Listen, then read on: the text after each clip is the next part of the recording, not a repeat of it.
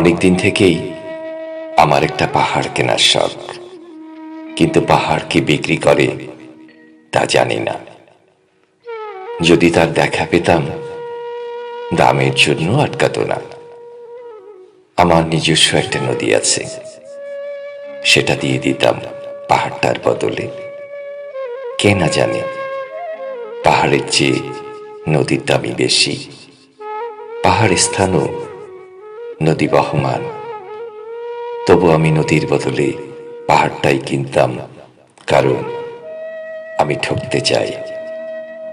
নদীটা অবশ্য কিনেছিলাম একটা দ্বীপের বদলে।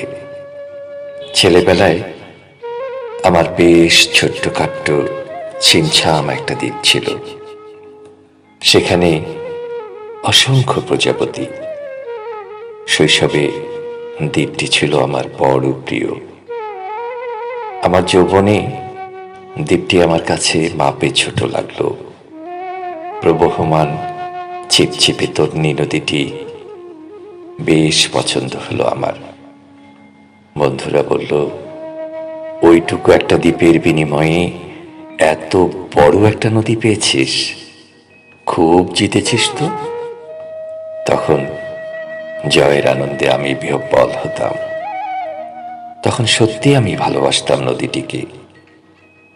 নদী আমার অনেক প্রশ্নের উত্তর দিত, যেমন, বলতো আজ সন্ধেবেলা বৃষ্টি হবে কিনা।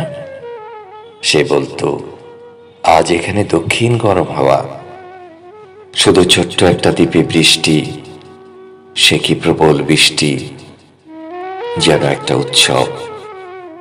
আমি সেই দ্বীপে আর যেতে পারি না। সে জানত, সবাই জানে, শৈশবে আর ফেরা যায় না। এখন আমি একটা পাহাড় কিনতে চাই। সেই পাহাড়ের পায়ের কাছে থাকবে গহন অরণ্য। আমি সেই অরণ্য পার হয়ে যাব। তারপর শুধু রুক্ষ কঠিন পাহাড়, একেবারে চূড়ায় মাথার খুব কাছে আকাশ, নিচে বিপুলা পৃথিবী, চরাচরে তীব্র নির্জনতা।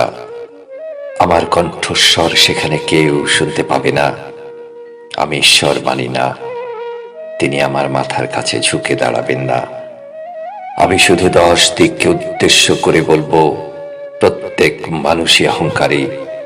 এখানে আমি একা, এখানে আমার কোনো অহংকার নেই।